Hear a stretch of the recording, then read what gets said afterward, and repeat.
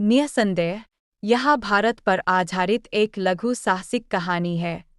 हिमालय की राजसी चोटियों के बीच बसे एक विचित्र गाँव में दो साहसी आत्माएं रहती थीं, रोहन और लील।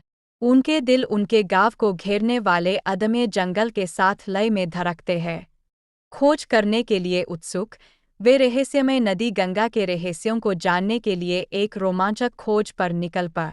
पीढ़ियों से चले आ रहे पुराने नक्शे, प्राचीन प्रतीकों और लिपियों से सुसज्जित अपने अभियान के लिए मार्गदर्शन की तलाश में, वे जीवंत बाजारों, प्राचीन मंदिरों और हलचल भरी सड़कों से गुजरे।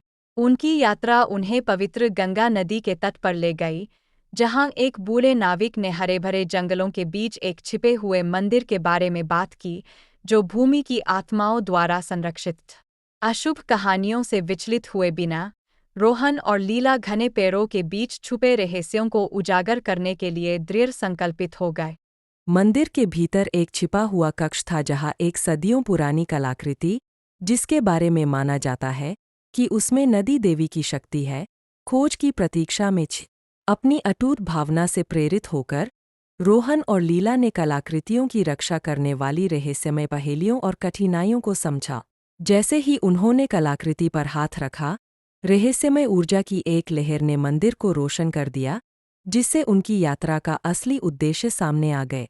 यह कलाकृति पवित्र नदी को ठीक करने और उसकी रक्षा करने की क्षमता रखती है, जिससे आने वाली पीढ़ियों के लिए इसकी शुद्धता और समृद्धि सुनिश्चित होती है। रोहन और लीला को यह नेक जिम्मेदारी सौंपी गई और उन्होंने अपनी प्यारी नदी की रक्षा करने की कसम खाई। जंगल की गहराइयों से निकलकर वे नायकों के रूप में अपने गांव लौट आए। उनके दिल उनके उत्साहपूर्ण अभियान की कहानियों से भरे हुए थे। नए ज्ञान और साहस के माध्यम से बने गहरे बंधन के साथ, वे भविष्य में होने वाले किसी भी साहसिक कार्य का सामना करने के लिए तैयार थे, यह जानते हुए कि उनकी एकता और लचीलापन उन्हें किसी भी चुनौती से निपटने में मार्गदर्शन करेगा।